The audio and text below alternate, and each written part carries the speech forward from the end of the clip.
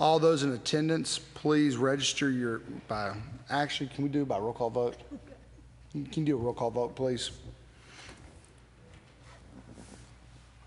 Burkhalter. Here. Kaler. Here. Dunn. Farmer. Here. French. Here. Green. Here. You have 5 present and you have a quorum. We have a quorum. At this time, I'll officially take a motion for setting of the agenda. Motion made by Mr. Kaler, second by Mr. Green. Any discussion about setting of the agenda? Seeing no discussion, I'll take a voice vote by saying aye. Nay. Hearing no nays, ayes have it. This agenda is approved as published. At this time, I'll go move for approval of the minutes of the November 6th, 2012 meeting. Motion made by Mr. Green. Do I have a second? Second by Mr. Kaler. Any discussion? Seeing no discussion, please vote by voice vote by saying aye. Any nays? Hearing no nays, the ayes have it. The minutes of November 6th, 2012 are hereby approved. At this time, I'll move to public input of items on the agenda. Do I have any input for public items on the agenda? Seeing no public input of items on the agenda, we will move to unfinished business. I don't believe we have any unfinished business, but I have forgotten. I'm supposed to read the emergency evacuation procedure, so please forgive me. They took this away from me at the agenda. In the event of an emergency evacuation, an alarm will sound. Everyone should exit the building by way of the nearest stairwell in a safe and effective manner. If the nearest stairwell is blocked by smoke, use the other stairwell. Do not use the elevator. Once you have reached the main floor, follow the exit signs to exit the building and quickly proceed away from the building. Please be mindful of others evacuating and of emergency vehicles. Now, with that point of business taken care of, I will move to new business. Item F1 is a report from Tennessee Corrections Institute. I believe that tonight is going to be given by Mr. Hart from Tennessee County Technical Assistance Services. I will turn you on, sir. Thank you for being here this evening. Thank you, sir. My name is Jim Hart. I'm with the University of Tennessee County Technical Assistance Service. Bob Bass typically would be here. We typically would teamwork this, but he had some other commitments in West Tennessee and was not able to be here.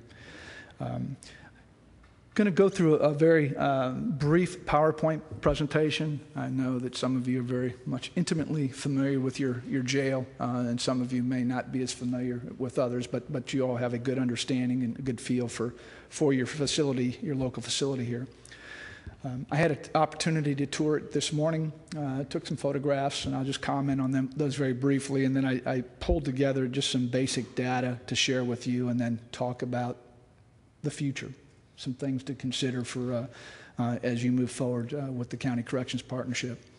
On behalf of the director of the Tennessee Corrections Institute, Beth Ash, I just want to convey that she really appreciates the county working together to bring this together and work through some of the challenges that are faced with across the state.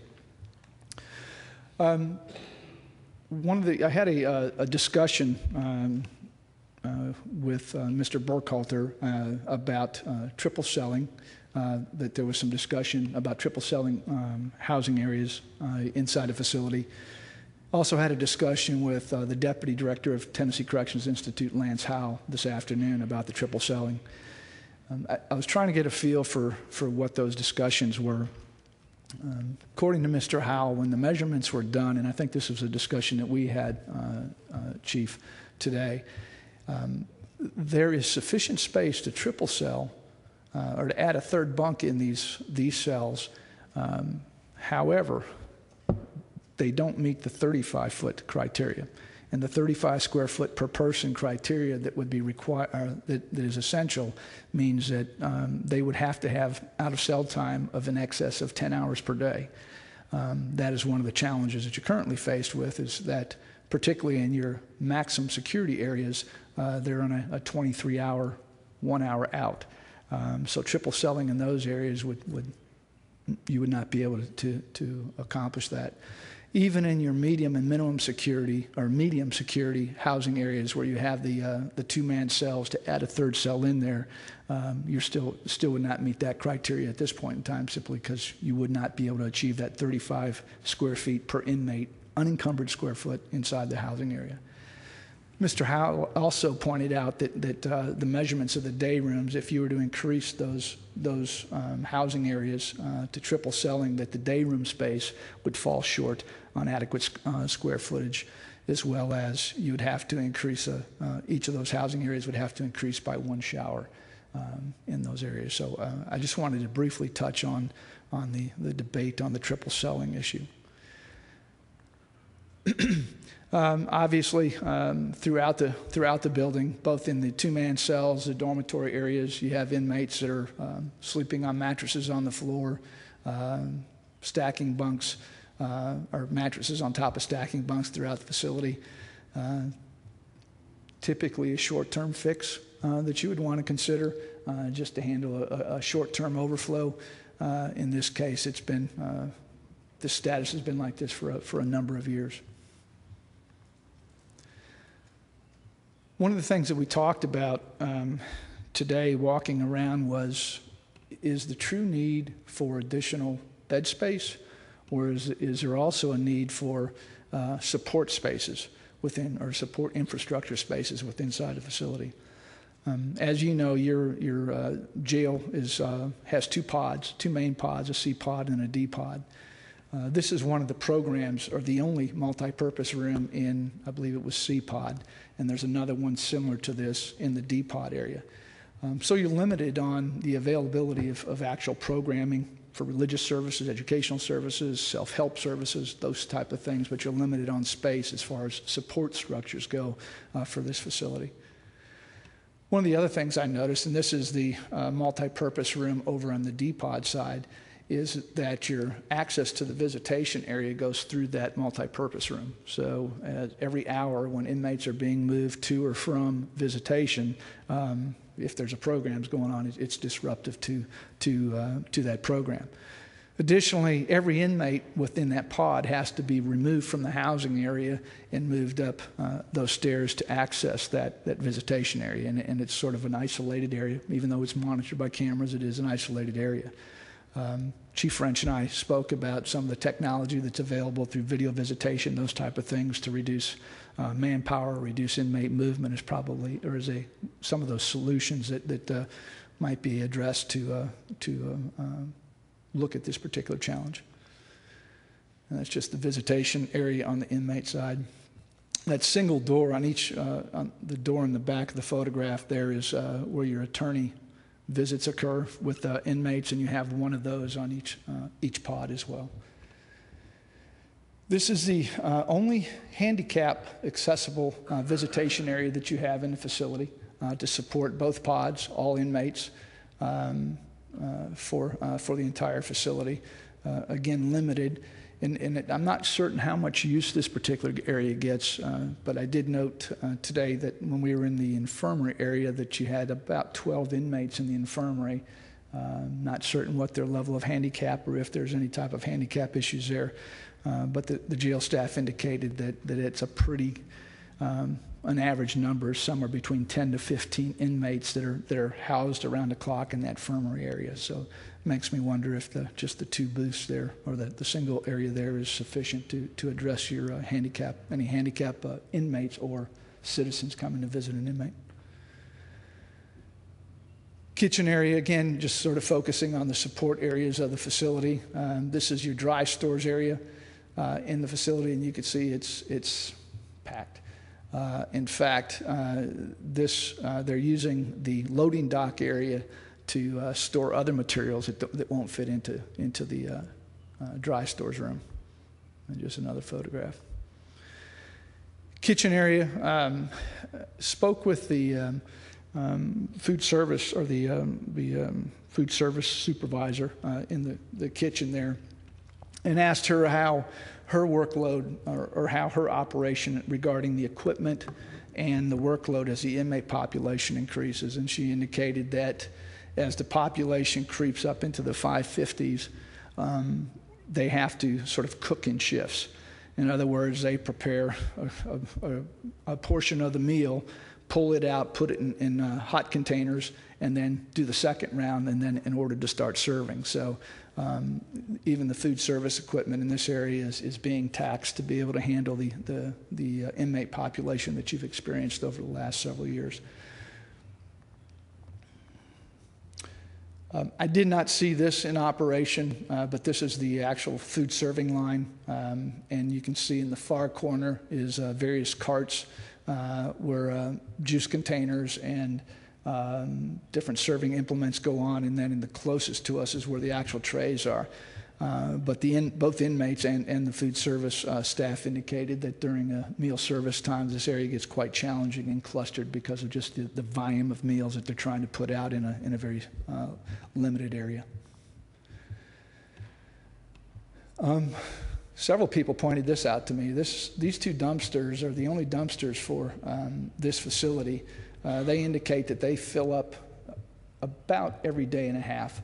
These two dumpsters are full. Your dumpsters are dumped 3 times a week, Monday, Wednesday, and Friday.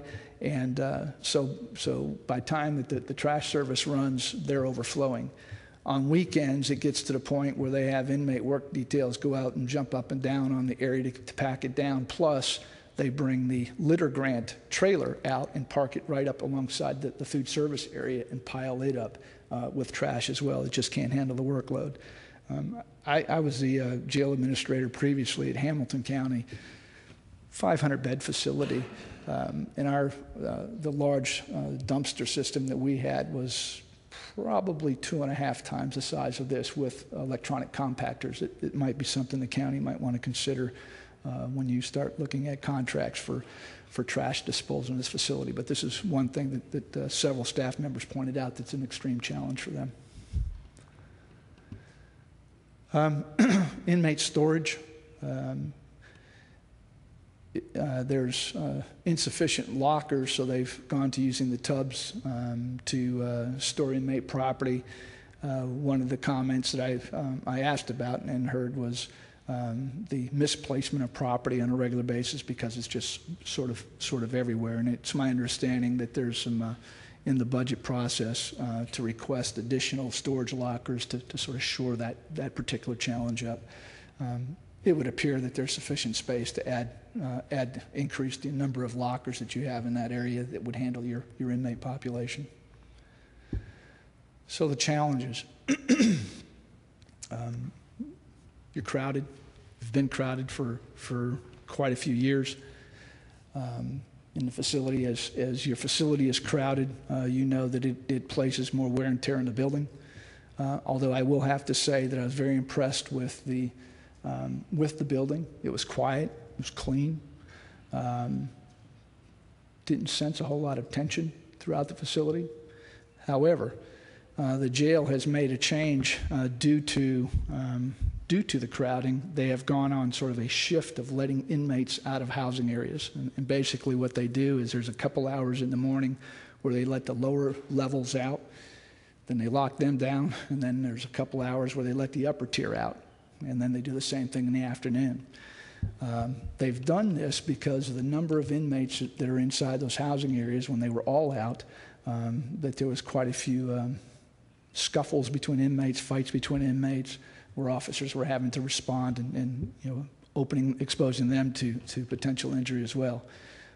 As you know, one of the challenges that we're faced with, and one of the frequent challenges that a jail is faced with, is that failure to protect issue. When we start mixing various types of inmates and start having large numbers of inmates where we can't adequately supervise or have staff presence in, it starts opening up that window of potential liability. Inmate classification is a challenge. You have inmates, and you'll see some cell figures here in a second, But one of our roles, one of the ways to ensure safety, to ensure security in the facility is we identify the inmates that we have in custody. Who are they? What are their risks? What are their threats? What are their needs? And that's sort of what an inmate classification system does, is answers those questions. And then based on that, then we have a housing plan that we use to sort of distribute that inmate population based on those needs and those risks, those threats inside the facility. As your inmate population increases, the ability to properly classify or properly separate those by those different needs or threats becomes extremely diminished. And then from there, we start going back into that failure to protect and opening ourselves to potential liabilities. They're certainly working harder, and this links back to my previous comment, they're certainly working harder to keep staff and inmates safe. What staff are doing is by that pulling so many inmates out to let them get their day room access and then getting them locked down and pulling the next set of inmates out in their lockdown areas in order to get all their high risk or their high profile inmates out on their 1 hour. They're having to use other day rooms to get access to telephones, to showers, those things. So there's a lot of inmate movement, and they're actually having to work much harder just to ensure that inmates are getting all their needs and to ensure that they're safe and that staff are safe and to maintain security inside the facility. When you start seeing inmates locked down for extended periods of time, you start going into sort of that warehousing mode. And when you get into a warehousing mode for too long of a period of time, inmates start, the tension inside the housing areas or inside those cells start to increase. It's not, I did not get a sense of any tension at this point in time. However, the practice of these extended lockdowns is just relatively recent. But after a period of time, inmates get frustrated. They want to get out. They want to get out of that cell. They want to move about. They want access to recreation, to programs, to those type of things, more than just a couple hours here and a couple hours there. And then projecting for the future. What's over the horizon? And at some point in time, we have to start thinking about when are we going to start hitting that horizon? As I mentioned, you've been in a crowded conditions for a number of years. I know that you've talked about additional pods in the past, but when are you going to get there, and at what point in time are some of those decisions, some of those hard discussions going to be taken? This just shows today's counts by each housing area, by each section. And you can see the first column shows the section. The second column is the actual count that were in those units. The third column over that says max capacity is the actual rated capacity of those specific sections within the facility. And then you see what the inmates or the type of inmate that they're designated to house in there. And then the next column over shows the percentage of capacity. And as you can see that they're well over, each of those areas are well over 100% of their capacity for those housing areas. An accepted figure when we start talking about classification and the ability to separate and move inmates around, as I mentioned, based on risk, needs, threats, and also having room for surges in our population, because we have roundups. We have all of a sudden a new group a large group of inmates are brought into custody. So we want to have room to ensure that our classification system is effective, that our housing plan is effective. So an accepted figure is between 85 and 90. When you're jail, the average daily population is sitting at about 85 to 90% of its rated capacity. Your classification system starts to weaken. And the higher you go, closer to that 100%, it just starts falling apart to the point where it no longer becomes effective, to the point where you start getting into the crisis management mode, to the point where you have inmates that truly need a maximum custody cell or an isolation. For example, here, an isolation maximum custody cell. You start making the decision of we have to pull the least worst of the worst from this area and put someone in there and then figure out what we're going to do with this person and put them into another area and hopefully it'll work. And it sort of constantly becomes crisis management mode when we start operating as that figure exceeds that 90%. So that final column in the right there, I just offered what that 90% would look like if it was sort of ideal inside your particular facility.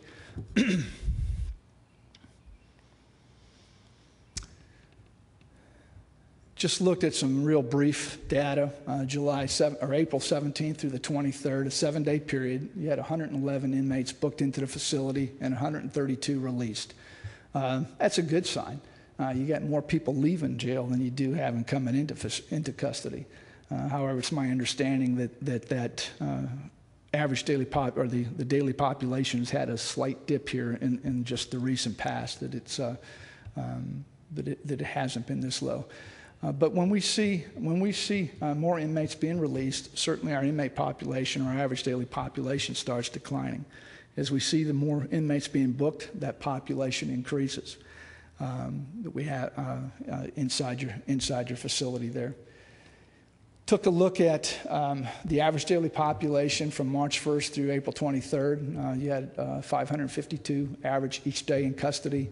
Had a peak of 584, or the highest, and then the lowest was 518. And again, I think that's talking to the jail staff, that's a pretty consistent number or range for some time that you've been experiencing in this facility. One of the other areas to look at is the average length of stay. And a lot of times jails will indicate that their average length of stay is a certain figure. It's 30 days, or it's 25 days, or it's a month. When in reality, it's to take a look at our population by sort of breaking down by the number of days that they spend in custody. And so this particular chart there I looked at covered the period of April 17th through the 23rd. These were people that were either booked in or released during this period of time. And you can see what their length of stay was at the date that they were released in custody. As I would expect, the bulk of them spend less than 7 days in custody inside the facility. And that's pretty typical, that figure between the 1 day and the 2 to 7 days. That's pretty typical for local jails. So nothing really jumped out there. What you might start looking at, though, if you start tracking this figure on a regular basis, as we start looking at options into our facility, is if any of those areas start creeping up, particularly those with the lengthier stays in custody. If they start, for example, the 31 to 90 day range is about 13% of the people that were released during that period of time fell into that category. Okay, if that's pretty consistent week to week or day to day or month to month, okay. But if it starts creeping up on you, then you start drilling down into it. Why? What's going on? What type of charges are those people facing that are fitting into that category? One good example, and I just had a discussion with this gentleman here about the need to balance incarceration bed space with probation, with parole, with community corrections, with a myriad of things. One thing that we were experiencing in Chattanooga quite a few years ago is technical probation violators coming into custody. They would come in, they were just a specific technical violation. They had a bad urinalysis, there was a failure to report, something just technical. There was no new crime involved. We found that their average length of stay, when we drilled down into our population, that their average length of stay for that technical awaiting that hearing was about 25, 26 days before they were just released back out into custody and their level of supervision was just notched up one.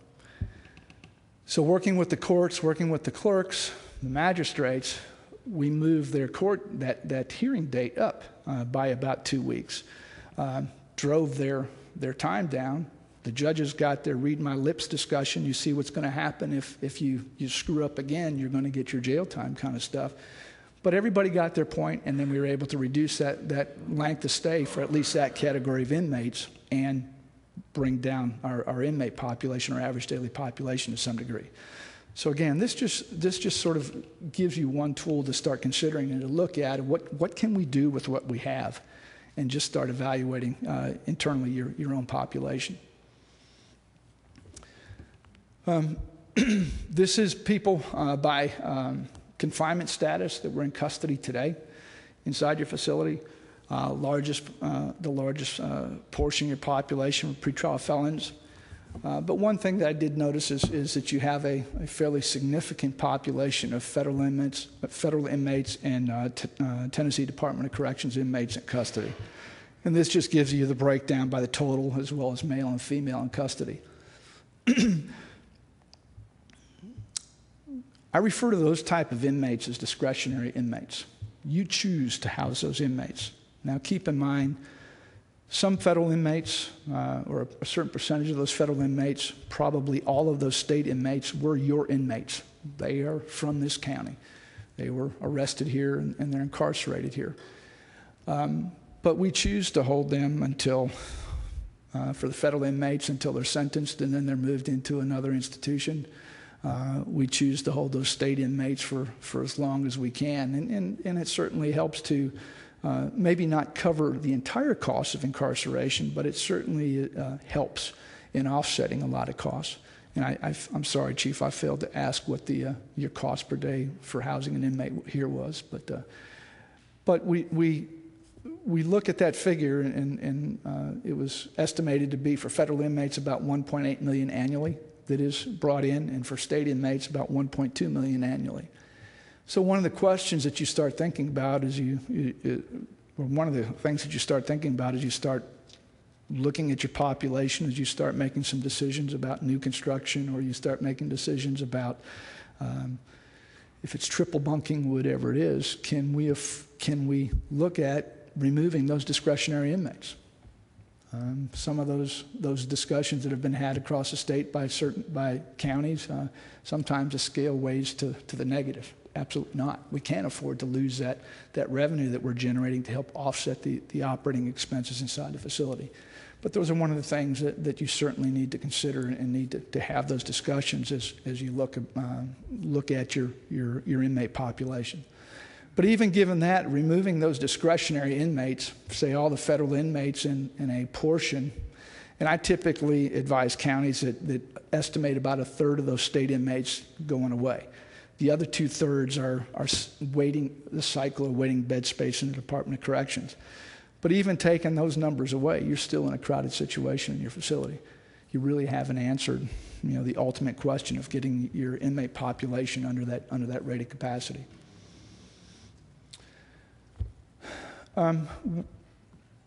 You certainly have a need for housing of maximum custody inmates inside your facility.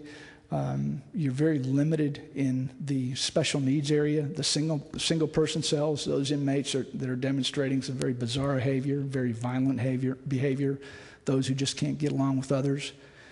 In many segregation cells, we can get by with 2-man cells and things are okay. And you have quite a few 2-man cells inside your facility, but there is a need for those that need just that one cell, that one person, that one cell, because of their need or their risk or their threat, as I mentioned before. One thing that is I found here, and it's pretty common in many jails across the state, is dealing with a growing female population in custody. You have I think it's 8 housing units or 9 housing units for males and 2 for females. Is that correct? So even though we have 2 housing units for females, they have the same needs as our male counterpart. We have minimum, medium, maximum custody females. We have females with special needs. We have females that have mental health issues. We have females that have violent tendencies that need that separation as well, just like our male counterpart. And in this particular facility, again, it's not unlike a lot of others that I've seen, is that we just have 2 cells to separate sort of the max custody and then everybody else inside our facility. And so it becomes sort of problematic when we start dealing with an inmate that we have a problem with. We only have one option: move them to the cell next door. Okay? Versus males, we have several different areas and 2 different pods that we can shift that population around on. And I think I deleted one of my slides here for somehow during this process. Some things to consider. We took a look at bookings, releases, and that average length of stay aspect that I mentioned. There is looking at those and getting a better handle on tracking those day to day can help you to identify trends, to help you start asking some of the why questions. Why did we have so many bookings? Why is releases sort of trended off? Why are people staying in custody? And as I mentioned, by length of stay, or looking at those categories of length of stay, looking at the type of offenses that are in custody, looking at just the process of when people are going through your system. I would assume that has been done quite a bit, particularly for the number of years that this facility has exceeded its capacity, that all those different processes have been drilled down to. One of the other things that I've done in the past is I've had discussions with the courts and talked about their view of some of the challenges. And having had discussions with probably a half a dozen or so circuit judges and sessions court judges across the state, particularly when we start talking about probation violations, which I believe you have about 1,800 that are on county probation right now that have been diverted out of the jail. But talking to judges on the discussion of probation violations, many will indicate that it's sort of time number 3, time number 4, time number 5 before we finally start using that incarceration space. We give them every opportunity we possibly can to divert them away from the jail. And particularly where it's prevalent is those counties that have limited confinement space. The courts try to work with you as much as they can to save those precious beds, if you will, or that space, if you will, for those that we really need. I'd venture to say, if you haven't done so, but having been in that situation, that we work with the courts daily of, who can we move through the system, who can we expedite getting out of custody to try to get that inmate population down. So we start shifting to using jail for those who need jail to more focus on who can we divert out of jail, who can we get released from jail. Now, you can't build your way out of it. You certainly have to have a balance of local community corrections programs, local probationary type of programs, as well as incarceration for those that truly need it. But you just have to look at what those options are and how can we better utilize what we have. For probationers, typically we'll look at, or what I suggest that you look at is who do you have on probation? Are you effectively using your local probation system? Is there any room for improvement? I cannot recall that the county off the top of my head right now, but they had a plan in place where if they expanded their probation department, I think by 2 positions, the county was able to increase the number of inmates on local probation and reduce their average daily population and slow down discussions about jail expansion or new jail construction. So sometimes it's just looking at all those options and looking what we can do or how we can improve upon processes to sort of balance out the need for that confinement space, if you will. The other thing that on the slide that I'm trying to recall what I had on my last slide that got deleted. The other issue is that you have about 5,000 active warrants, I believe, right now that could be served, which means we could have a significant amount of persons back in custody on those active warrants out there. I took a look at the University of Tennessee's. Talked about the census, but it looked like your county was one of the faster growing counties between the years 2000 and 2010. It indicated that it was between 15 and 25% growth rate in citizens. From 2011 to 2012, you've had some more growth in your county. So obviously that growth means the potential for more people being incarcerated into your facility here. So with that, I'm open to questions.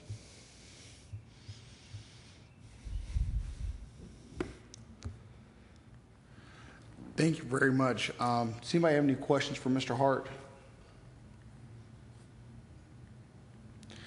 Mr. Hart, this is our first time going through a program with the corrections partnership. Do you all make recommendations to us as to what we need to do, or do you all just, is your job just to educate us?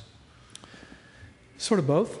What we can do is work with you and certainly identifying some of your challenges, and I'm certain that you've as long as you've been over capacity, you've identified quite a few different challenges. So we can sit down once we identify what those specific challenges are and start talking through some options. What are some things to explore? What are some things that can be done? So it's sort of walking with you through that process. It's also linking you to some resources as well. Sometimes it's training that we can offer, that we can provide to the committee or to others to address various topics or issues that you may have out there. If the decision or the discussion start moving towards expansion at some point in time, we can certainly walk with you down that path as well to assist you in working with entities to start that process of new construction or jail expansion or whatever decisions that you may have. So it's sort of a mixture of things that we have to offer. Well, based upon, because we had a meeting back in November with Mr. Bass and Mr. Howell, and then your review today, what guidance can you give this committee as we look at this issue, and where should we focus our efforts on? I think that right now, the first thing, and I'll sort of base it on getting the data for part of this presentation. I asked for two questions: show me your bookings and releases and trends in bookings and releases, and then the other question is show me your average length of stay, how you break it down. And it took a period of time to get that information, and we had discussions about who tracked that information, and I didn't get a good sense for that. So certainly that's one area that I would start looking at is the type of data that's being gathered, and then analyzing that data to look for trends, and then start asking some of the questions of why we have these type of people in custody, why are these type of people staying so long. It may be a system issue. Now, will that address the entire population? No, but it may get some numbers down, reduce some of the numbers. The other thing that you might look at is who you have in custody. Are you effectively using confinement space? And let me see if I can go back to a slide here.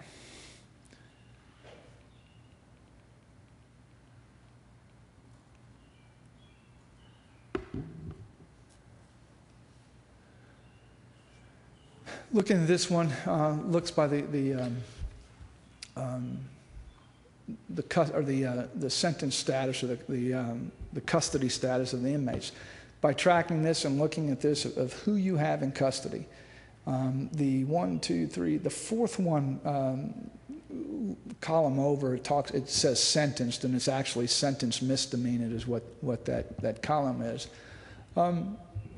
The number is what I have been seeing across the state is a little bit higher. And I hate to say it, but many jails are sort of using the bed space for those felons, and we're seeing more of the misdemeanor population being diverted out of custody. But when we start looking at that sentence misdemeanor population, does it significantly increase? Is there some things that we can do differently? Are we ensuring everybody's getting their appropriate sentence credits? Is it that we have limited jobs that we can offer, so we can't give them their 2-for-1 credits? What can we do to increase that, to increase, giving them time off their sentence and then driving them or releasing them from custody and driving down that average length of stay? So just analyzing the different kinds of data and information that you have out there.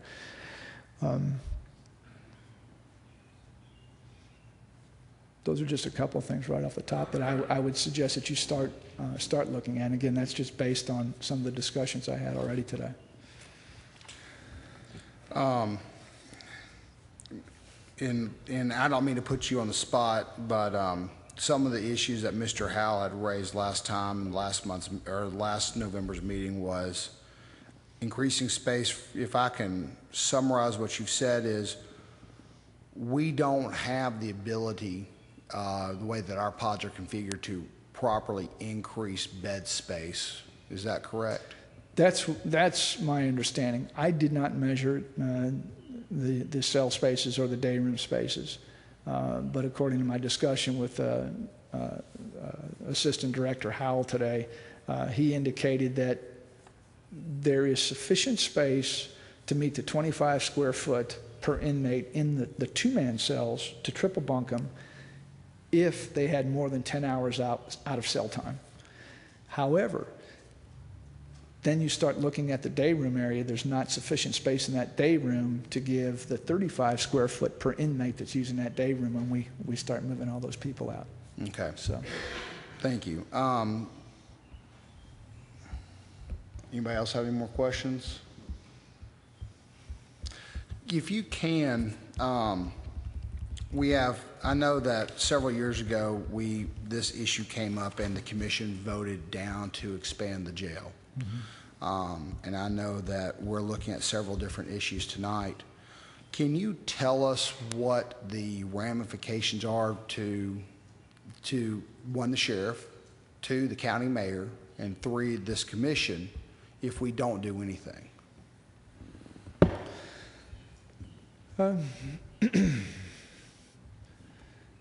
It's sort of that what if, and it's sort of you get the right inmate in custody that is harmed. Having a crowded jail is not a constitutional violation.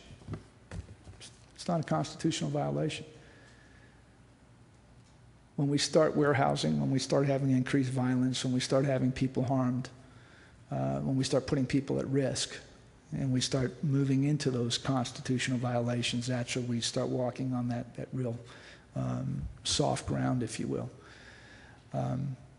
You have been crowded for such a lengthy period of time that to do nothing is really getting to the point of not being an option.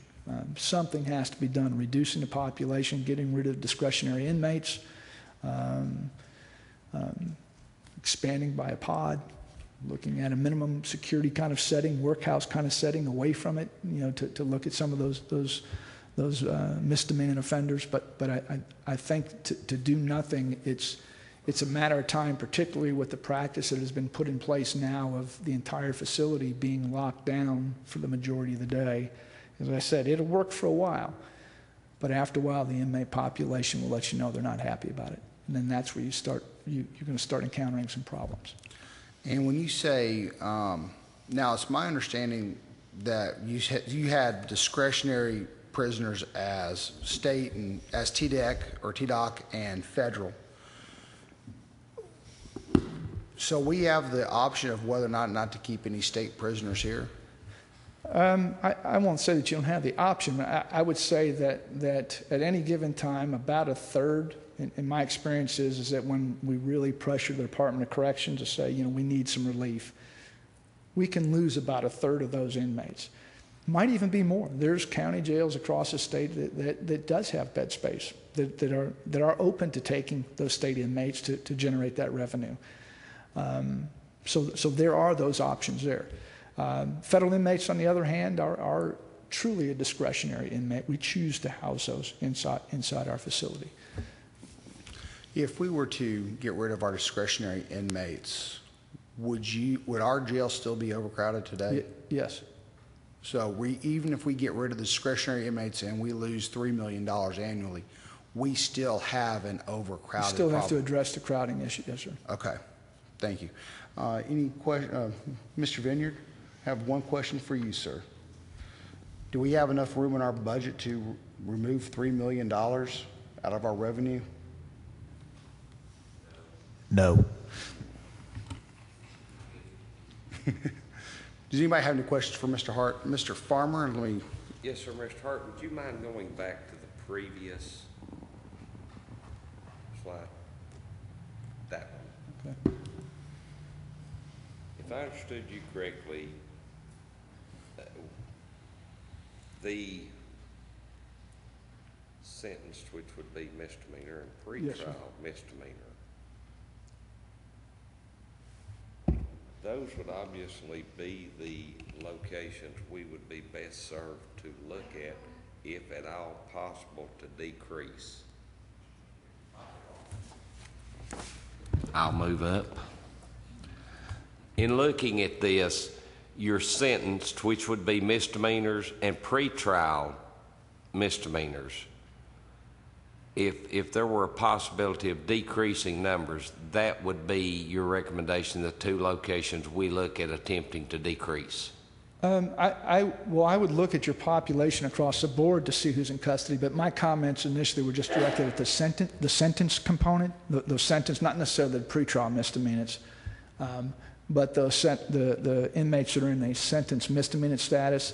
It just seems, what I'm seeing across the state, it seemed to be just slightly high compared to other counties across the state.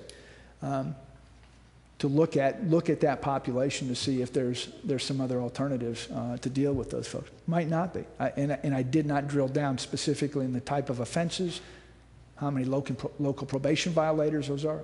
So not having that information at my disposal, I just didn't drill down. I just didn't understand exactly what you said. That's Okay. when you Yes, sir. pull back to that, that's why I was going to ask. Okay, sure.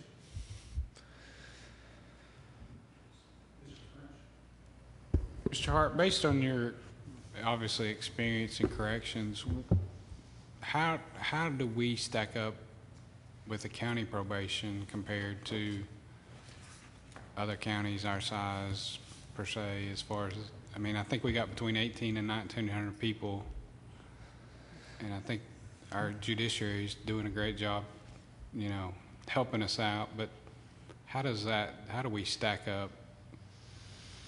I can only give you, in this region, the only comparison I can give you is Greene County, and it's similar for county probation. And you recall when you gave me that figure, I asked if you knew what the local state probation was in this area. I'd venture to say that if we were to research that number, you would probably see a similar population of state probationers out there, another 1,000 or so. So I can only give you that comparison I've looked at with Greene County, and it's similar.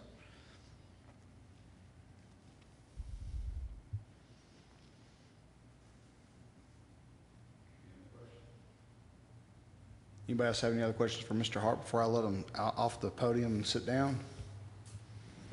Mr. Hart, thank you for coming. Yes, sir.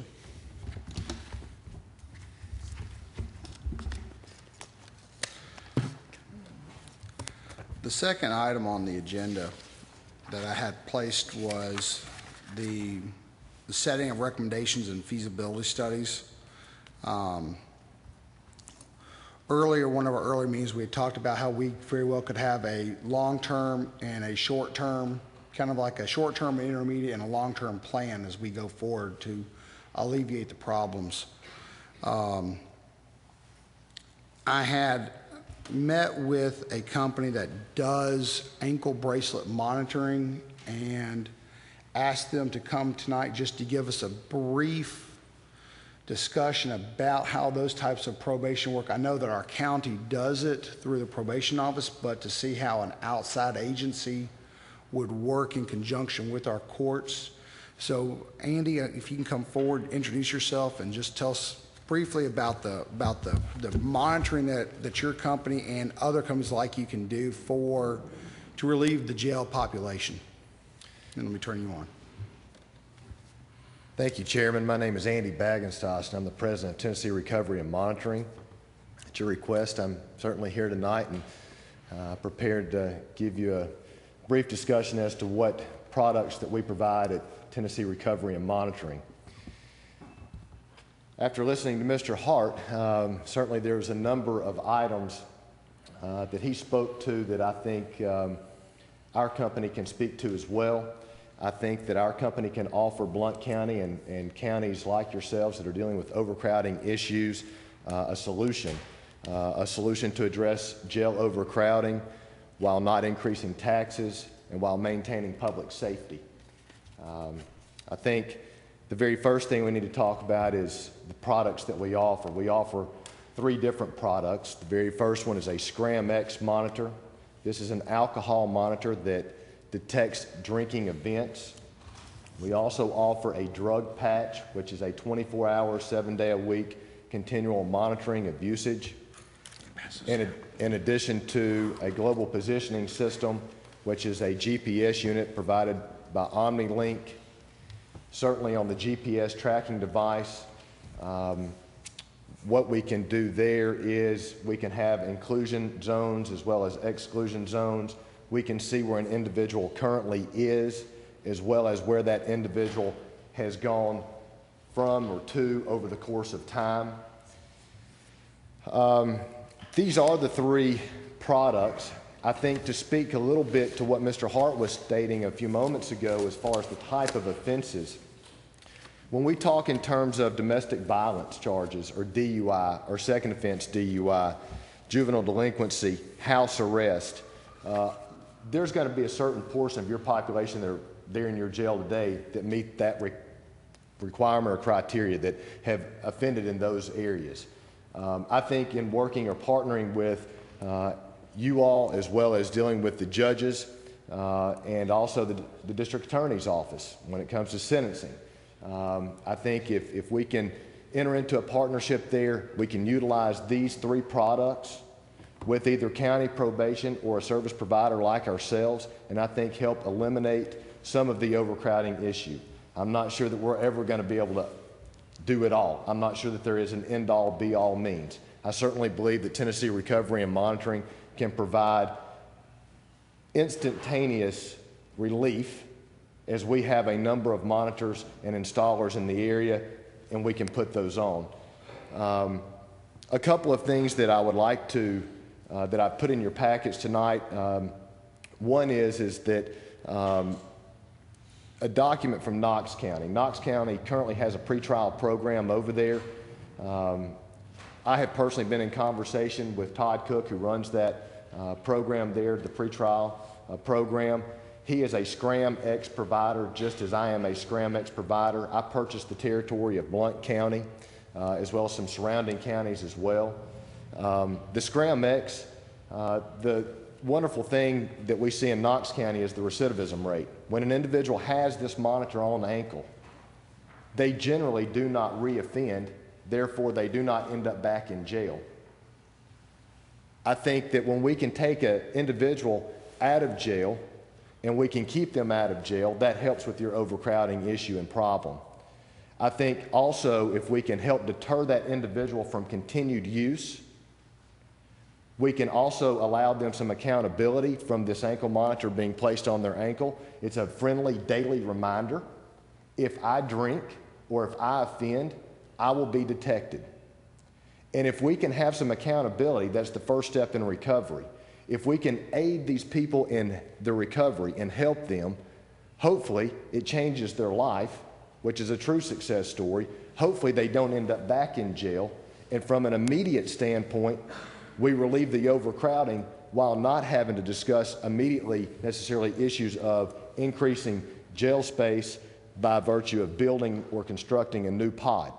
Certainly when we can keep taxes down, reduce overcrowding by partnership with an outside company such as ourselves, I think it's a benefit to this commission as well as the citizens of Blount County. I think that there's a number of ways to work this particular program. I think you can do it through pretrial. I think that you can do it through post-conviction. I think one of the better ways that I have seen throughout the state is that you partner an ankle monitor with a condition of bail. We heard Mr. Hart speak earlier about active warrants, some 5,000 warrants perhaps here in the county that are out there.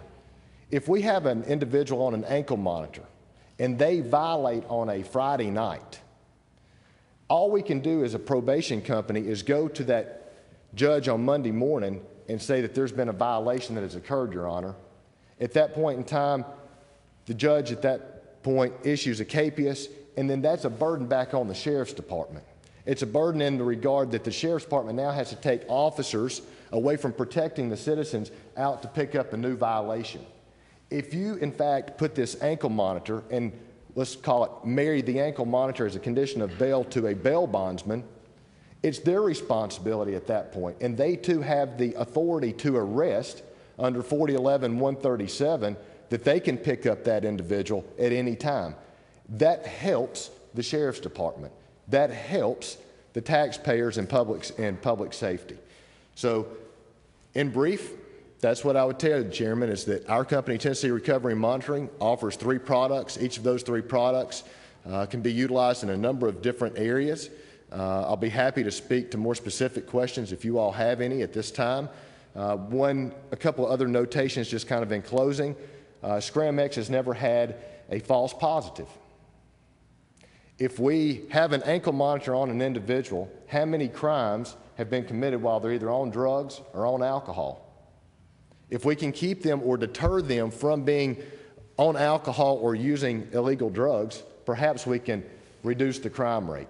I certainly think it will require a multi-pronged approach for Blount County to deal with their issues. I certainly feel like that we at Tennessee Recovery and Monitoring are a solution. Does anybody have any questions for the presenter? Mr. Kaler? Yeah, I was just curious, are there other counties in our region that are utilizing this technology? Yes, they are. Give us some examples. Knox County and Scram-X, they currently have 250 Scram-X units on in Knox County. Any others? Yes, in fact, Sevier County as well. Our company has got a few monitors on there in Sevier County. Also Anderson County. Anderson County, we have got a number of monitors on there as well. Coincidentally, Anderson County, I spoke with the county mayor there last Friday. They implemented a program a couple of years ago similar to what I would propose for you all here, to where they are putting monitors on individuals. However, they have done it, the program that I suggest works the best is that we charge the defendant, not necessarily the county. However, Anderson County has budgeted 2 cents out of their tax base to acquire a budget that would help those folks that cannot afford an ankle monitor. They act as an intermediate there. Okay, thank you. You're welcome.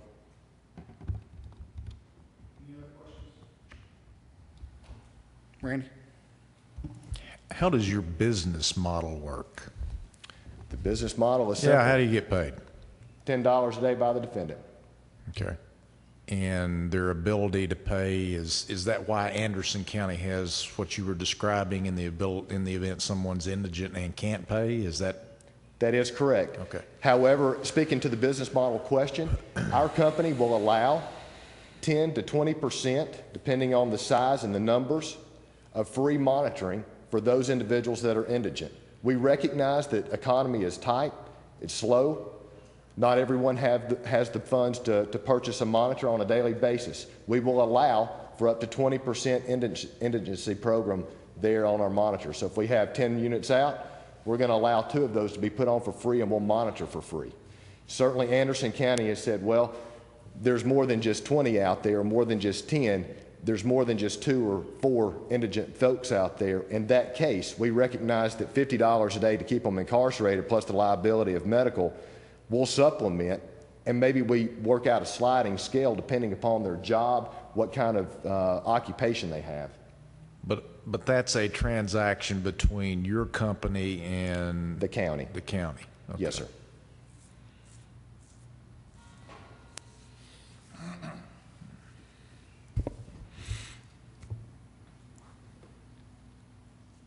So does that mean the county becomes a collection agency?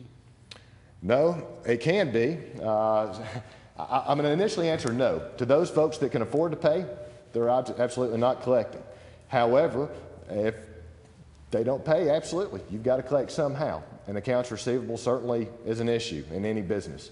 I.e., if we take on the model, the original model that the defendant pays us, the service provider, directly, we take on that responsibility. Just like we take on the responsibility of the monitors. If the monitor's cut, it's our responsibility. That's the benefit of a county per se, not say purchasing 100 units out here and formulating an entire department to monitor 24 hours a day. When we partner up with a private enterprise such as myself, that's the benefit. We take on those responsibilities. Okay, you made the statement that Todd Cook and yourself, I don't want to put words in your mouth, but you said something about you purchased Blount County. What does that mean? I didn't catch all what you meant by purchasing Blount County. I purchased a territory from Scram X, the company. That company allows for a territory. Blount County was one of the counties that I purchased when I made that transaction. The 10th Judicial District as well, in addition to parts of the 12th Judicial District. Now, I also provide monitors, GPS monitors. I didn't have to purchase that area from anyone. In fact, there are a number of different types of monitors that can be used. I would tell you that the 3 products that my company provides, whether it be the Scram X, whether it be the drug patch utilized by federal probation and parole, or the OmniLink GPS, are all the Cadillac of the industry. Okay. Is there any programs in your business that shares the revenue with the county based on, I mean, we have programs in the facility that, we get a percentage of the revenue we produce. Great. Is there a financial gain for the county to do this? As far as, I understand the incarceration part is, you might keep some people out of jail, but is there any revenue sharing among the company? Absolutely. In fact, that's what we call a drop and go program. We are willing and open for those types of discussions, whether it be through the sheriff's department or whether it be through probation. We provide the monitors, you all install them. We monitor them. It's our cost to purchase.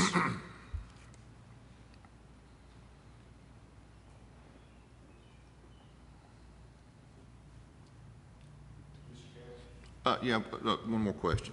I'm pretty comfortable here with the fact that the Scram X is going to help deter alcohol use.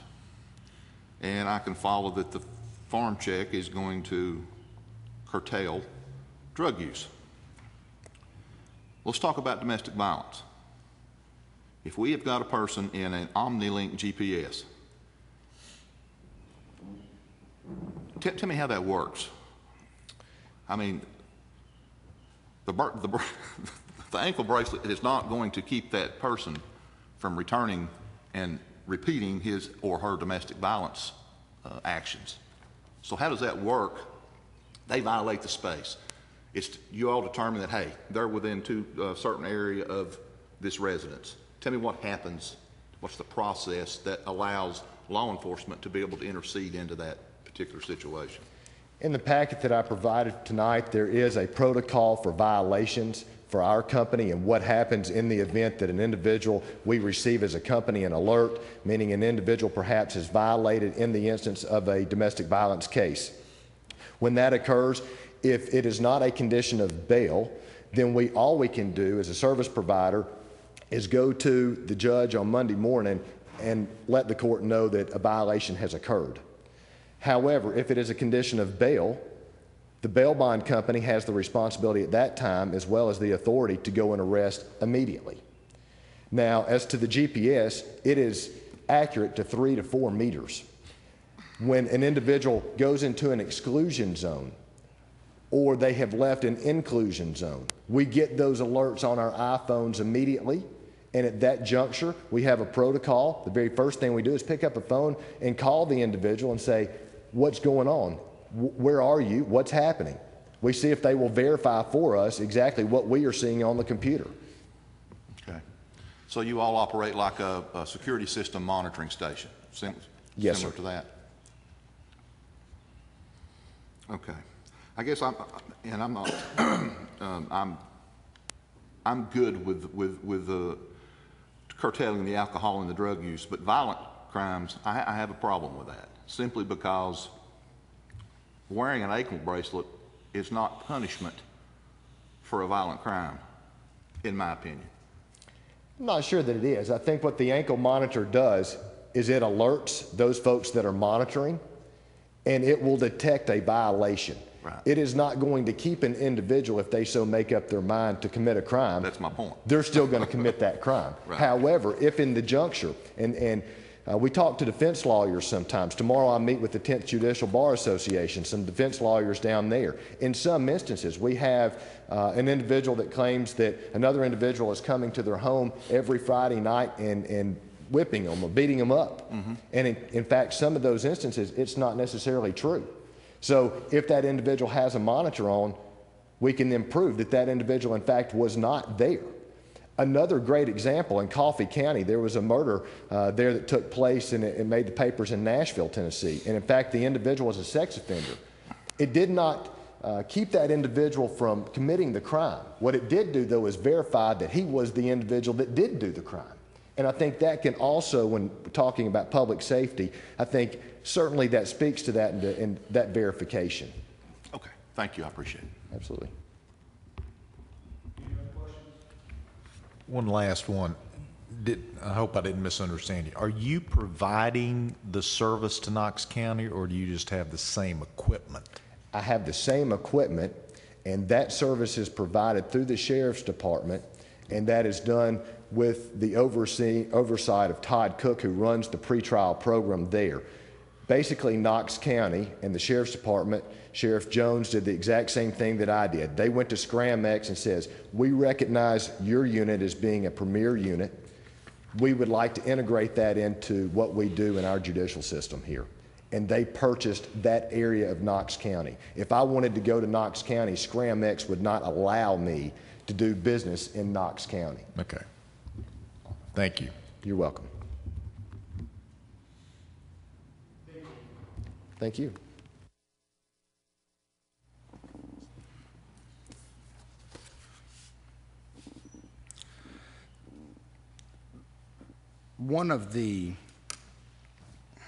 At our last meeting, we had talked about that there was a need to look at ways of possibly increasing space, which has already been answered for us. We had an issue of limiting the number of violators, changing the sentencing guidelines, which we were told was probably not going to happen, pretrial handling, which I believe a probationary program like what we heard tonight and what our county does, are possibilities for helping alleviate issues. The do-nothing approach, which we've heard, is something that we can't do.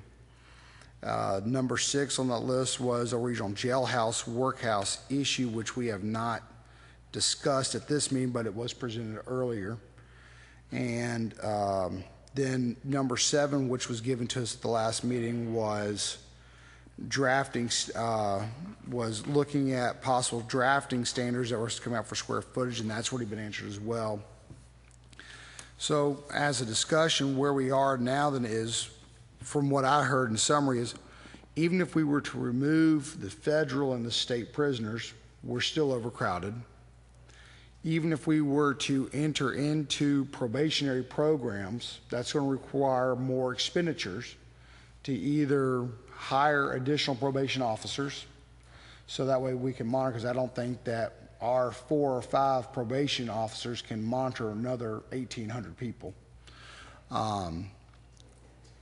Encouraging or recommending to the Sheriff's Department and to our judges to look at partnering with private agencies for monitoring. I'm opening the floor up to any recommendations as we have to go forward. The only other option is to start looking at putting in place 3 or 4 different options, because I think that's where we are. It's not a one-size solution, but I do think that Randy's shaking his head and saying that we can't not do something. Mr. Kaler? Yeah, I was just going to say, we have 2 judges with us in our audience tonight, and I was just curious if they would like to speak to anything that, I'm not trying to put you on the spot if you don't want to, but if you have something that you want to address, I would like to make that available to you. We are not part of the legislative branch. We are obviously, there is a separation of powers. We're here as citizens to be educated, because the issues do affect us in our work. However, it is your decision to make. Thank you. Any other questions about that one, Mr. Kaler? I think so too. Mr. Vineyard? I would agree with what the chair has outlined, which is I think we've got to have a multiple approach to this. There is no silver bullet. It seems to me we probably need to do some type of prioritization as to how we get started. It's kind of like eating an elephant. We're going to have to do it a bite at a time. So I would agree with your assessment of where we are. There is no one solution. It's going to be multiple solutions. I just think we have to start determining what priorities we want to start with first.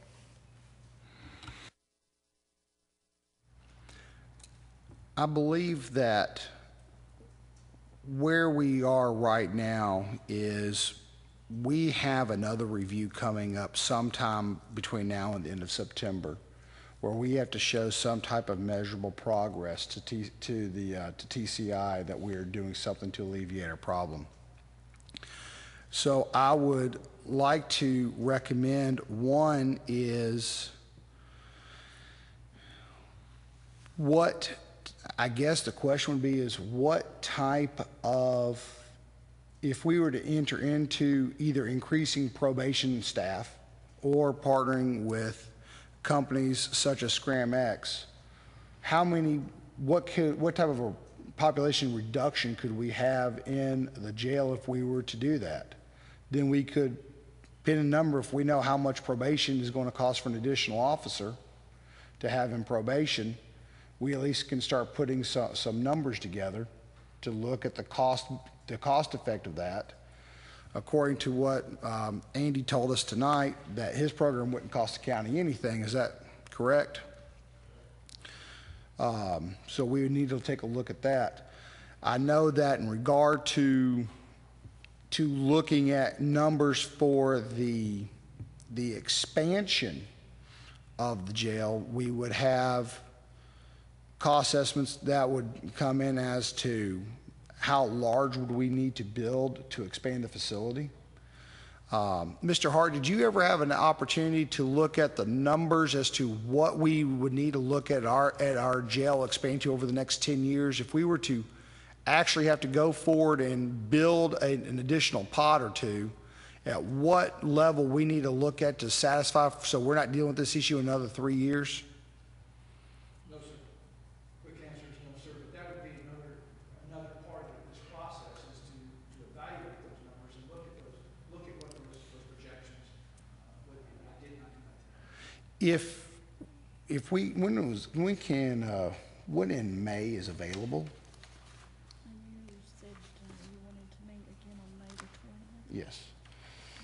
Is this committee good with a meeting on May 20th for Mr. Hart or somebody from TCI to be able to give us some numbers as what they project that we will need to be at in 10 years' time? Because I know the problem that we have with our last jail is that they came out and said this is where you'll be 10 years, but we didn't move into the jail until year 5. Does anybody have a problem with that, Mr. Vineyard? I don't have a problem with it. My concern would be, is that based on the current scenario of the way we do business, or would we have to have that and if we decided to do something additional to probation? Because if we're doing something on probation, it seems like we would be reducing some of our population, and that would have some impact on what we build too, if we were to build. And I understand that, and that's where I don't know. I mean, Mr. Hart, you could take a look at that. I mean, you've got past experience with. I mean, what information would you need, Mr. Hart, to be able to give us some accurate forecast numbers? Can you come to the microphone as well so we can? All right, you can just sit there, and I'll turn you on to Mr. Mitchell's chair. There's a.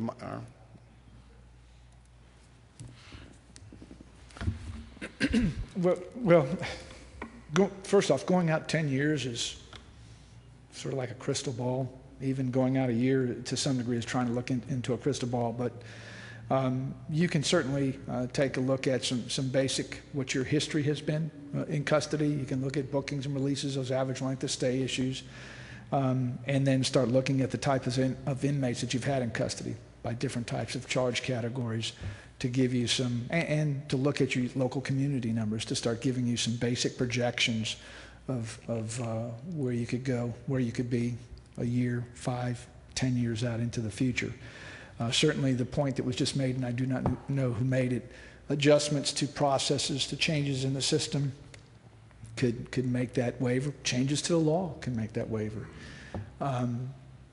Certainly input from your judges, because they're the ones who would approve such a program as this to divert people into different types of community corrections programs or increase the number of people out there. So those discussions could be had as well. The data, I believe, is there. The jail has the jail management system has the data, has the information to do the research. It would just be working with them to start extracting that information out. And I need your guidance because, like I said earlier, this is our first time doing this. Is what type of information would we need to even find out what type of people can be put on probation? I mean, do we keep a list of people that we have incarcerated where 30 of them could go on probation if we had the space, another 200 could go on probation? I mean, what information would you need to be able to come back and tell us that, hey, out of your population, you've got 250 additional people that could go on probation right now? Well, first off, I have no idea what your local probation consists of, or your local community corrections programs consist of, and what the criteria are for those. So, who would have that information? Well, go ahead. I would just caution us we're getting the cart a little bit before the horse, because you can implement a program, but if a judge doesn't sentence them to that program, it's not going to be a very effective program. So for us to make a recommendation without having discussions with the district attorney and the judiciary, I think that's a little premature, but that's just my opinion.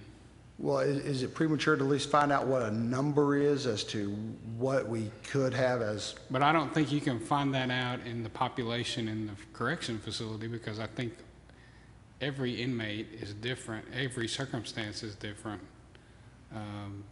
based on the charges, how many times they've been back before the court. I mean, there's a lot of factors that it's not just a cookie cutter, and I think we need to have discussions in great detail before we, make a recommendation. And No, and that's and at least we're having some discussion, because I mean, we have an issue. We need to get something moving. I mean, Mr. French, this is obviously your area of expertise.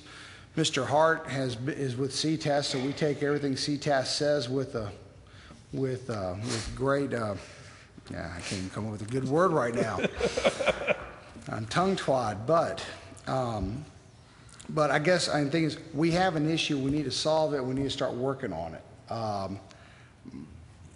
I'm throwing ideas out there. If you don't like them, then great. If you think that I need to ask one of the judges to come forward, I think. Not talking about you two. I'm just talking about if we need to have a conversation. I think if we want to make a list of things that we want to explore, whether it be monitoring, alternative sentencing, construction, I think in order to make an informed decision on my part to send to the commission, we need to drill down on those items and give them the best information we can get, and not just make our recommendation based on a presentation. Not that these gentlemen didn't do a good job presenting, but I think we as a committee need to here's our 4 or 5 priorities, and let's study them and work at getting the information. So number one priority, would we say it would be monitoring, or would that be a probation? I sort of go back to the data gathering and look at what you have in custody now. Looking at those lengths of stay, looking at the types of inmates that you have in custody. When you start looking at those pretrial felons, those pretrial misdemeanors, sentence misdemeanors and felons, look at who you have. And I totally agree with you. Any assessment of change, particularly when it means out of custody, there's a lot of we'll say, players involved in that process and decision makers to make it. From the jail side, we take everyone that's legally committed into our custody. But is there inefficiencies that we can identify from those that we have in custody? Having some discussions with your local probation department and look, there may be some tremendous ideas there of things that can do to enhance that situation, or maybe not. Those discussions with the judges, the district attorneys, but it's a system issue that has to be addressed, and getting those perspectives from the system can certainly look for ways to improve processes or capitalize on what you have in place right now. But from the jail perspective, I think that one, start looking at who you have in custody, look at the data gathering process, and then start asking some of the questions about who we have in custody and what can we do differently to address it.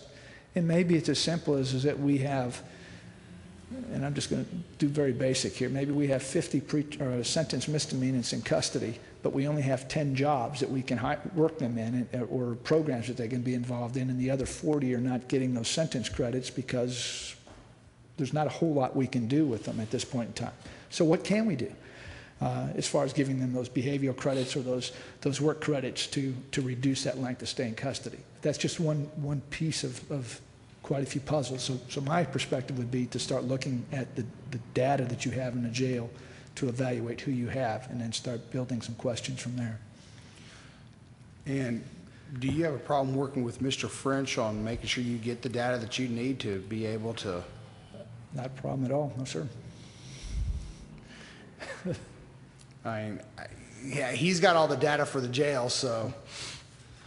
Yes, sir. You say you need that data, and obviously you feel like that we need to get that. It helps us go a long way making our decisions, at least on the short-term issues.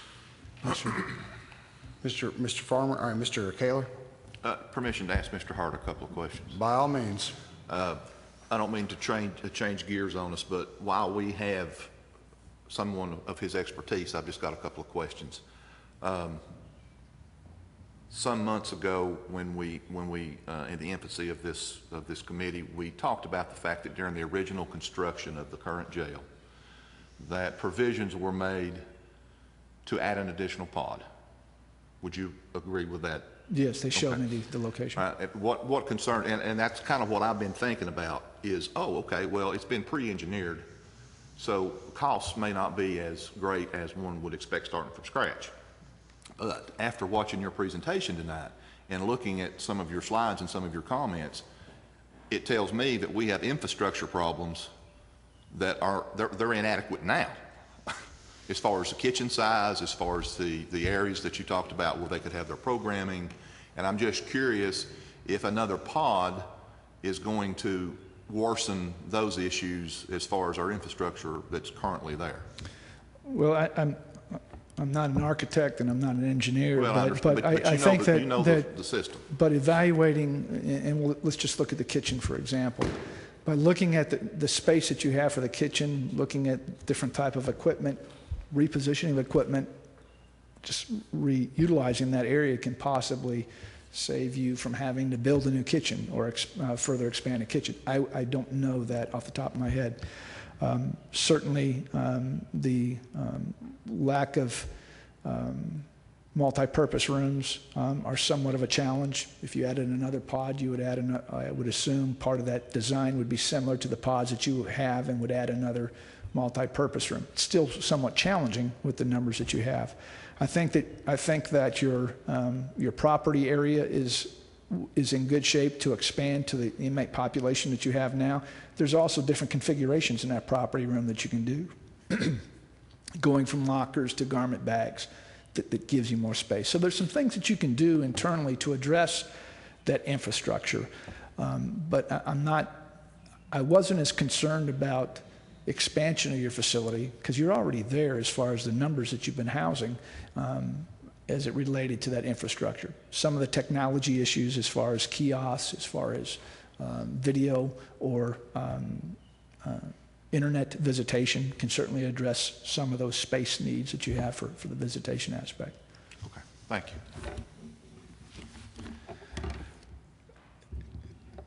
Sir, I heard a date of May 20th. Was that correct?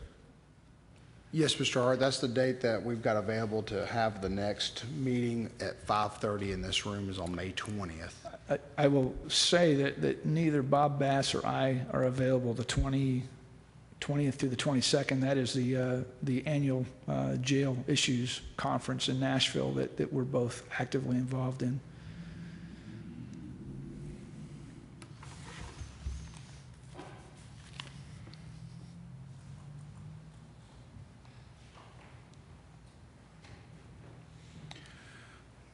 Do we want to, how much time committee, what do y'all want to do? When do y'all want to have, do we want to try and schedule another meeting 2 or 3 weeks out, or we just want to move it to June?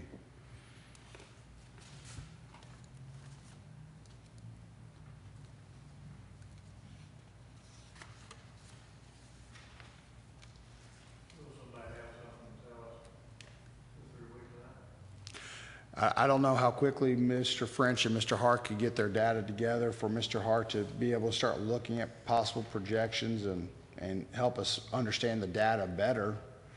And that's my only concern. I mean, we can look at June.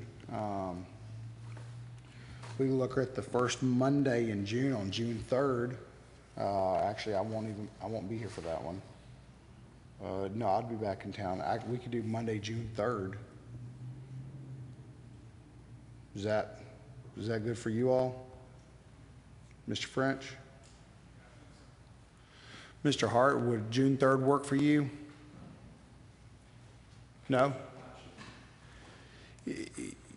We normally we try to set this meeting on a Monday night, or Monday or a Tuesday night. Is there any?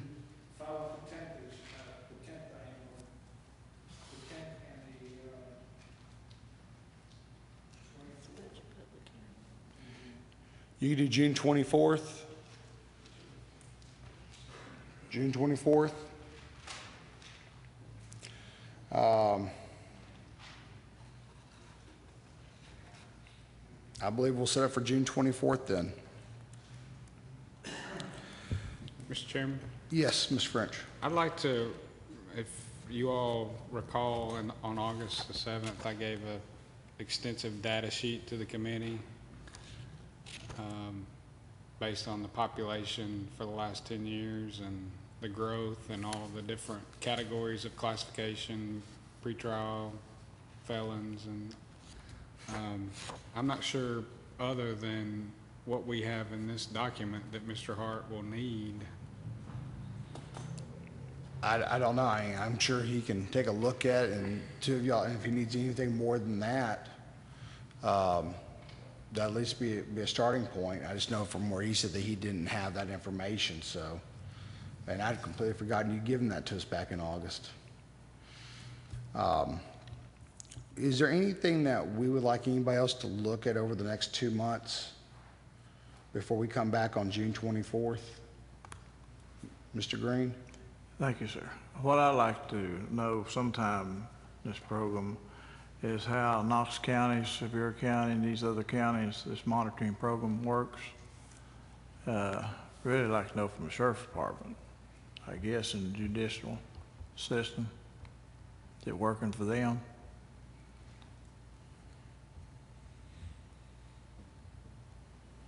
There's so many things I'd like to know, but I don't even know what to ask right now. Where we going? Thank you.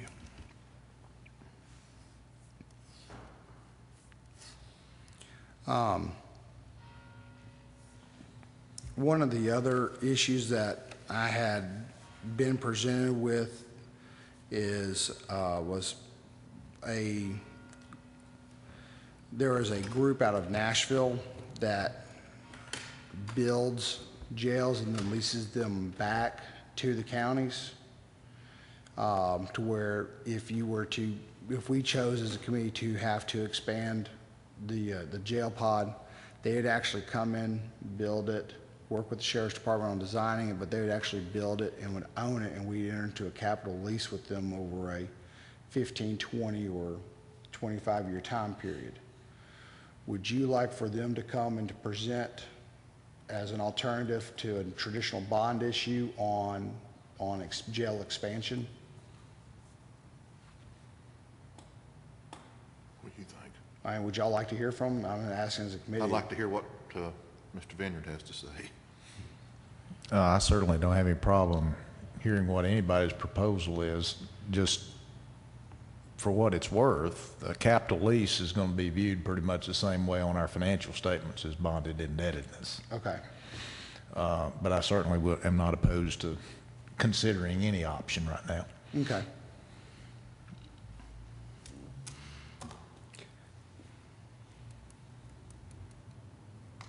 Is there anything else that y'all like to, because I know we have some people out here that have presented before about regional workhouse, and is there any other information that we'd like to have presented at the next meeting so we can try to draw this committee to a close before it being in service for a year? Can I ask Chief French a quick question? You most certainly may. Chief, do we currently utilize ankle monitoring at all in our county? Not that I'm aware of, unless it's on the state probationary side. I don't know. Do this. Okay, I'm just curious if that was something that we were involved in now or not. I believe on the state probationary side we have it, but I'm not really for sure. Not on I don't think we're on the county side at all. But. Okay. All right, thank you.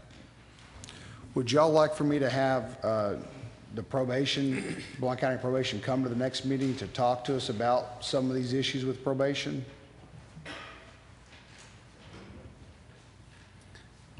Mr. Chairman? Yes, Mr. French.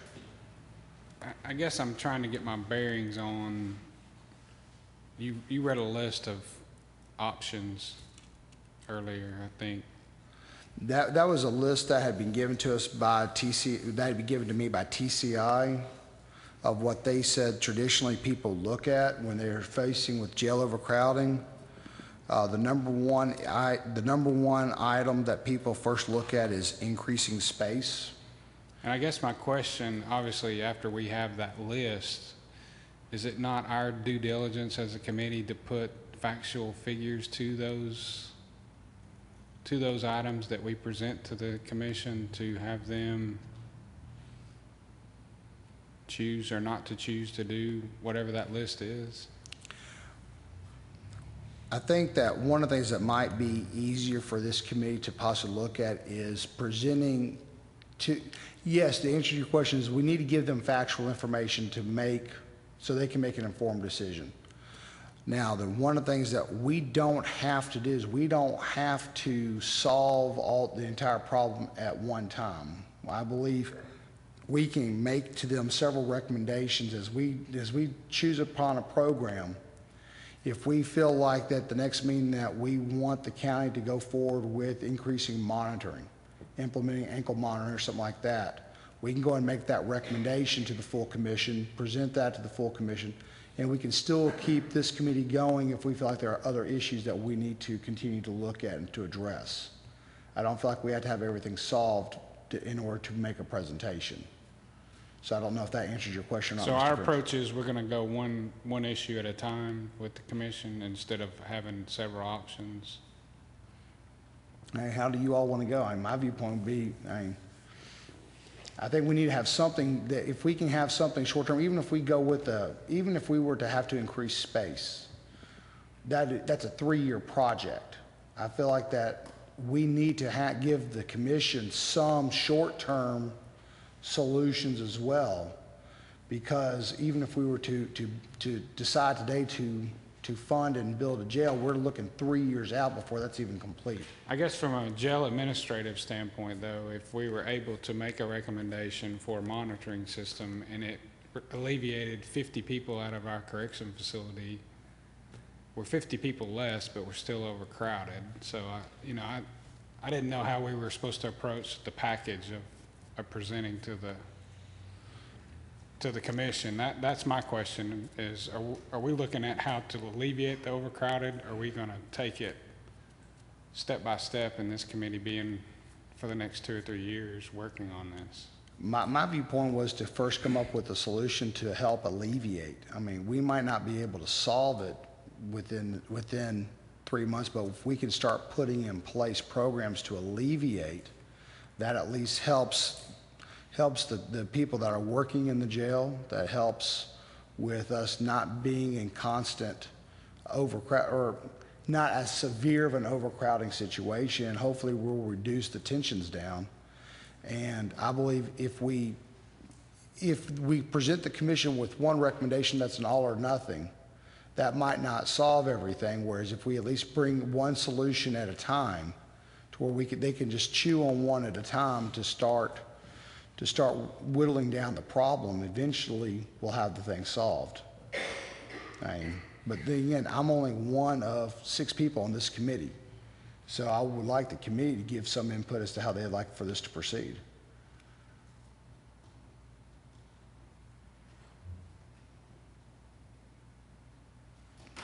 And since no one's willing to give me any input. I think I spoke my input.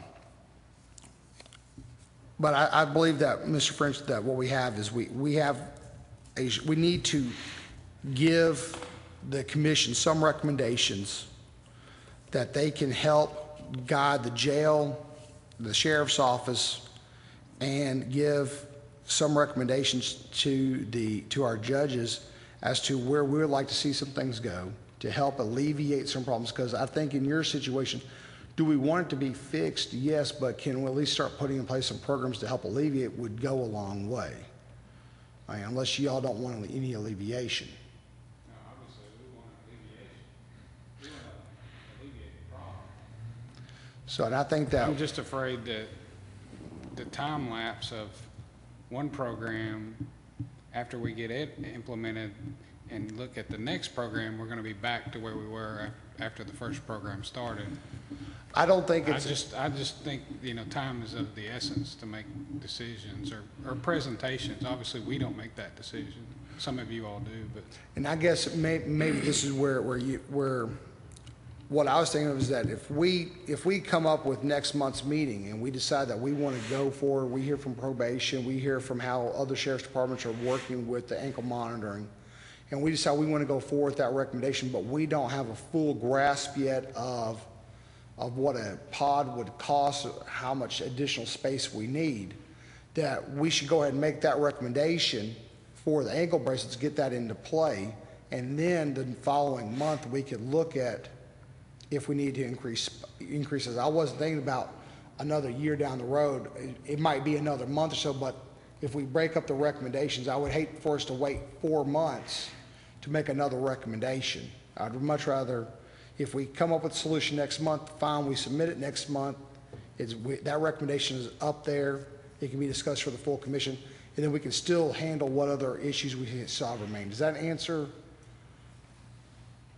It does, but and I think this would be a question for our budget director, but I think any procurement process would probably have to be led in some RFP. So even at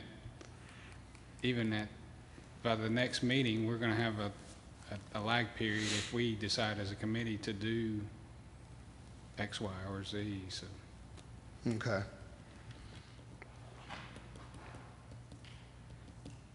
Mr. Vineyard, your microphone's lit. You going to say something? I was just going to say I'm agreeing with both of you. I think if we think about it in the context of we need some short-term solutions, some medium-term, and some longer-term solutions, which kind of gives us a continuum where we're continually making some progress on addressing our problem. And I think that's been spelled out multiple times tonight, that we've got to demonstrate progress. So I also agree with Jeff. We can't start back up again because you lose momentum and it ends up costing you more in the long run. Any way you look at it, whether it's operating costs or capital costs. So I just think if we look at it, again, as some short-term things we do while we're accomplishing the short-term things, we're working on those medium-term solutions, and then at the same time we're working on longer-term solutions. We're just implementing them at different stages. Well, okay. Mr. Kaler? Going back to what we were saying a minute ago when we were talking to Mr. Hart and Chief French was talking about some data. Help me understand, if we walk out of here in 5 minutes and we come back 2 months later, what will we have to work with that we don't have now? I don't want to waste time. Mr. Hart, if I understood what he said, he's going to assist us in making some trends and predictions. Is that correct? Correct. Okay. I guess what I'm trying to say is that we're going to come back in 2 months and we're not going to be any further along than we are tonight unless we make a decision as to, okay, we're going to, this is a goal and we're going to go do this so that when we come back in 2 months, we've got something to talk about. Well, where I've heard the conversation tonight is in 2 months' time when we come back, I'm going to try to have arranged to have at least somebody from Knox, Sevier, or any other county that's using ankle bracelet monitoring to be able to answer the questions about how their programs are working and being implemented, to have Joni come over and talk to us about what her department needs if we were to increase the Blount County probation, what type of, for every additional person every additional dollar we spend funding for an additional employee for her department, how many more people could they effectively supervise? Okay. I also feel that one of the recommendations that Mr. Hart might come back with is saying, right now you've got a population that's at 500, it's had a high of 587, your jail is only designed for 350. If you look at expanding your jail, you need to look at increasing your space size based upon forecasted trends to at least 600, to at least 700, maybe 900. Having some type of a guidance without us having to pay $50,000 for a feasibility study. I'm good To with have that. somebody tell us what numbers we need to look at, because there are 2 or 3 different gentlemen out here that are ready to build us a jail. The question is do we need to build a workhouse that can hold 168, or do we need to build a pod that can hold 39 violent offenders? I mean, from what Mr. Hart said, we need to have more space for female maximum security who need one-on-one instead of just having 2 cells. So hopefully we can have some of those trend numbers where if any of the architects, or if we send out an RFP for how much is it going to cost to expand, they have an idea of what are we looking at jailhouse, bunkhouse, regional workhouse, expanding on the current pod, and on going with a 3-story pod, a 2-story pod. I mean, getting an idea of numbers. So hopefully we can have all that information back here at the June 24th meeting. Thank you for putting that all in one sock for me. I appreciate it. I understand now. Did I misspeak anywhere, or is because that's kind of where I see our discussion is going, is looking at monitoring and probation, and then what would be a cost for increased size? Because I believe even if we were to increase probation, it still doesn't take care of the problem. Even if we were to get rid of the federal prisoners, it still doesn't alleviate the problem. So I think that what we're down to is we need to increase size, and we need to increase some type of a monitoring probationary program. Mr. Vineyard? Would it be possible for us to also have an RFP, or an example of an RFP that one of the other counties may have done for this monitoring by that meeting? I mean, to Jeff's point earlier, if we're still data gathering, if we could get that and have that to look at, then we could kind of get some sense of a timetable. I think that'd be perfectly in order.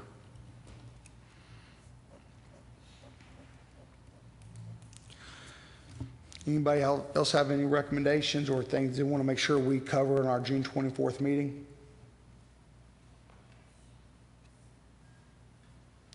And so what I really see happening is we could have our June 24th meeting and at least make some guidance on the short-term solutions with the probation and the monitoring.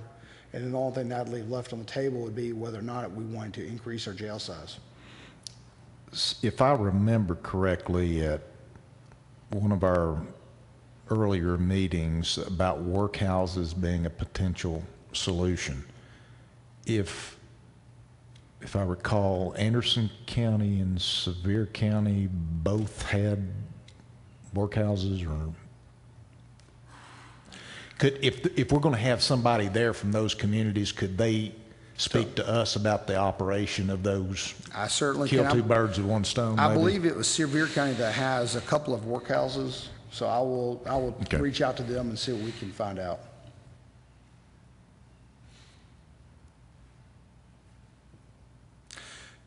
Does this committee want to pursue entering into a regional agreement with Loudoun or Monroe County to build a regional workhouse?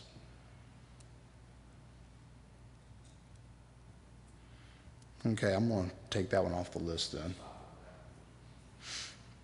For right now, we won't further that one any further. I don't have any other questions. Do you all have any other comments, questions?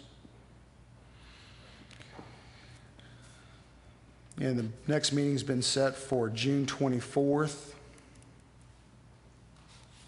at 5:30 p.m. in this room. And based upon the amount of information that we're requesting, it might be a very long meeting. At this time, I'll take public input of items not on the agenda. Seeing no items on the agenda, I'll stand for a motion to adjourn. Second, do we hear a second?